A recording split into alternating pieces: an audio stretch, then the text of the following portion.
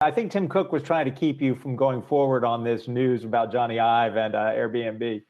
Yes, exactly. As mentioned, former Apple designer Jony Ive and his consulting firm, Love From, will be working for Airbnb, specifically citing the fact that Jony Ive and Brian Chesky, the CEO of Airbnb, have had a long-standing friendship for years. If we recall, Jony Ive had been with Apple for 30 years, was seen as the mastermind behind the design of the iPhone, the iMac.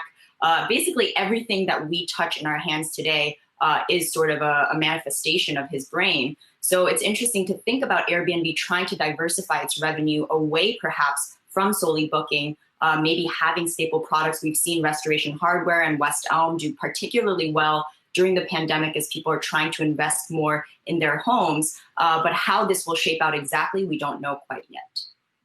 Maybe you could start with designing them a better logo, Melody, the much teased logo of Airbnb. Do we know what other kind of projects Ive's firm has been working on that could maybe give us a clue on this? I think up until this point, Ives has been actually working with Apple still. So Apple and a couple other startups, but I imagine that he has a very hefty price tag affiliated with his firm because they have mastered, right, this minimalist blend of form and function that has been the signature kind of way that he's distinguished himself.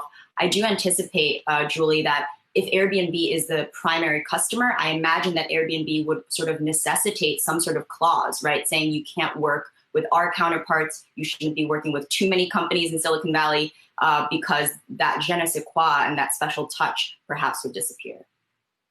Melody, why do they need someone like a Jony Ive, though, at Airbnb? I mean, what really does it do? You know, it's not individuals' homes, right?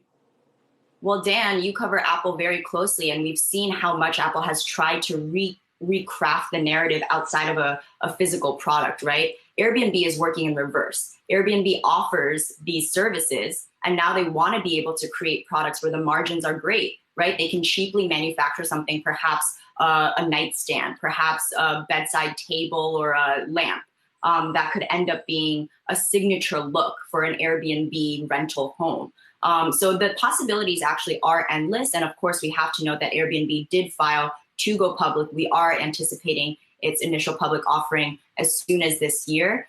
So they're just trying to diversify the ways in which, for sure, right, investors will ask them, what's next? What if you can't just depend on the rental market anymore?